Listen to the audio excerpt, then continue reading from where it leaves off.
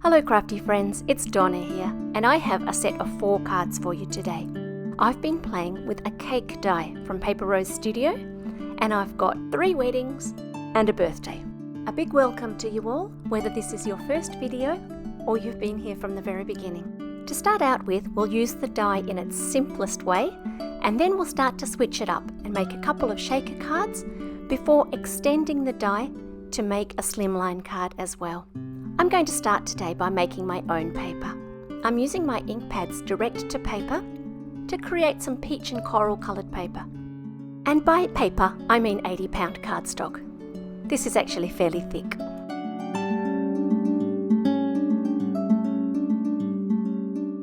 I've grabbed a range of inks from my drawer, some much brighter than others. But the interesting thing is that although this is the colour that they're going on, dye inks are a lot like watercolour in that they dry back a lot. So I'm not too alarmed yet.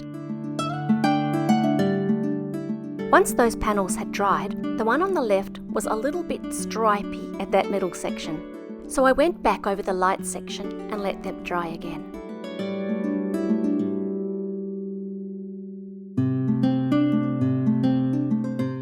Here you can see a before and an after of how the inks behaved. Let's start on the simplest card. This is the Lots and Lots of Rectangles die. It cuts a bunch of frames, and I've used it previously with white and gold, and so this time I just grabbed one of the frames from the stash that I keep in with the packaging. This is a metric sized die, so it's perfect for anybody that lives in a country that uses metric. So Europe, Oceania, Asia, you're going to be happy with this one. Next, I masked off the outside and spattered the inside with some new to me Gunsai Tumby paints.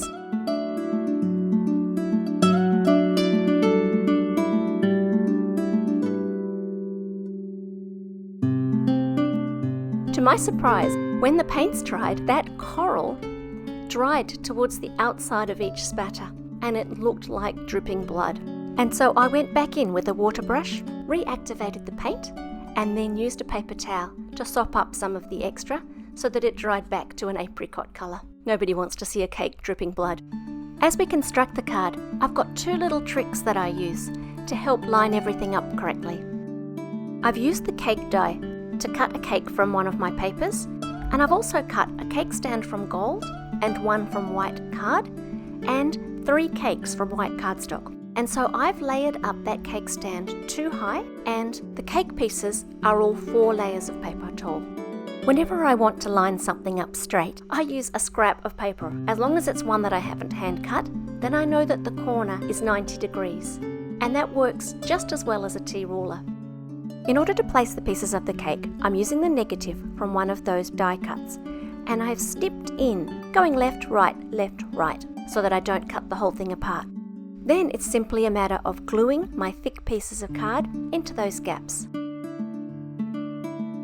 While the glue dries, I'll attach my sentiment, which comes from a set called Black and White Sentiments. This sentiment is printed with black ink onto white card, and so I'm just quickly running around the edge to hide that white. A big shout out too to my son Darcy, who provides all the music for this channel.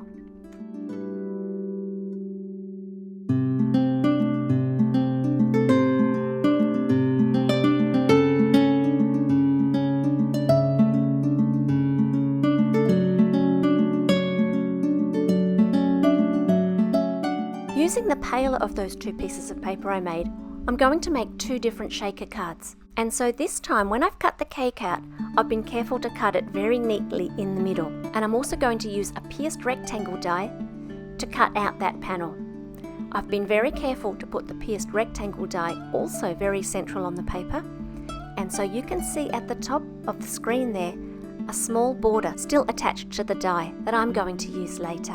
This time I'm making a USA sized card, 4 1/4 by 5.5 inches. Next, I've put a whole lot of double-sided tape on the back of my cake panel, and I'm adding some acetate, which for me means some scrap packaging. The next layer is going to be double-sided tape. And when doing this layer, it's really important that you don't have any holes.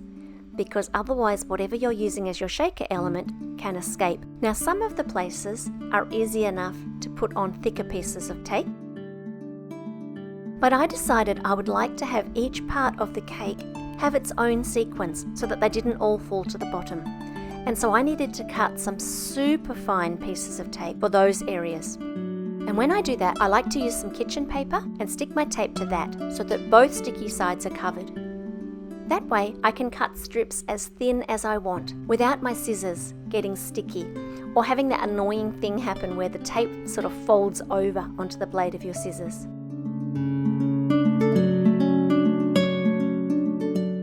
The sequin mix I'm using today is a very old one from Little Things from Lucy's Cards, and most of this mix is suitable. The biggest of the sequins will only fit in the bottom 2 windows, so I'm just picking those out.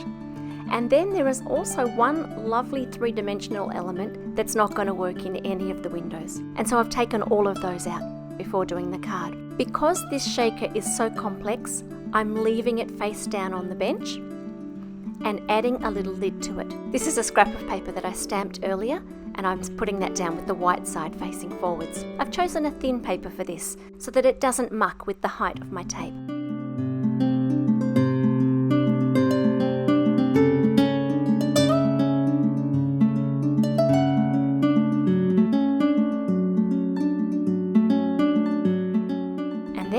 Adding a final little bit of tape around the side and flipping that whole panel over to glue onto my card. I'll add a simple sentiment at the bottom, and the first of the shakers is done.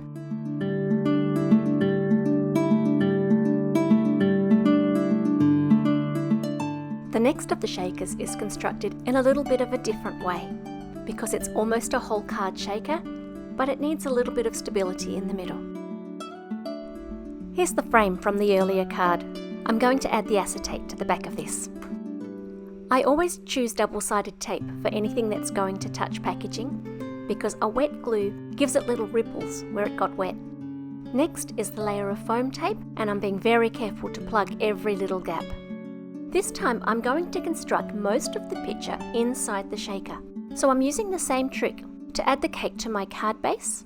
And then, before I add the cake stand, I'm just placing my sentiment where I want it to be, without any glue yet, so that I can position the cake stand. I'm going to add that congratulations sentiment to the outside of my shaker and use it as a hidden place to give some extra stability to the card. I'm going to use the same shaker mix. Once again, taking out those lovely 3D gems, I'll have to use those for something else. Once I have everything positioned, I'm going to stick my sentiment to the front with some double-sided tape. Next, we're going to do a little bit of secret engineering. I'll make a space in the middle and add some double-sided foam tape to the back of the sentiment, and that will just hold up my front panel in the centre. Once that's done, the card is ready to put together.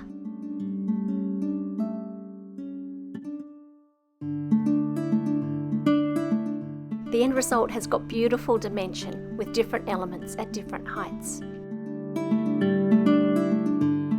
For the last card, I'm going to extend the die to make a slimline card. Now, as someone who's about to move countries, the last thing I should be buying is cardstock, but I could not resist these Shimmer cardstocks. And so here we are. I'm going to mix and match them to make a shimmery rainbow for this next card. I'm also going to use this footage to work out which sheet came from which pack, because I have to admit I got so excited that I jumbled them all up. My rainbow was almost complete, but I thought it needed some yellow, and so I added some gold shimmer cardstock, which has exactly the same shine to it. I then cut small pieces from each colour of cardstock and ran them through the die cutting machine. You can see where the little piece is missing from the pink sheet on the right. I'm going to pop them all up with foam tape, and I've stuck the cake plate down with glue. I've used a stitched slimline border to cut that white panel and also to cut the coloured panel behind it. A nice simple card to finish with, but one that allows you to use even a small die for a large card. I hope you've enjoyed this video and these cards, and that we'll get to spend some time together again really soon. Until next time, stay safe, feel free to like or subscribe if you want to, and I'll see you again soon. Bye for now.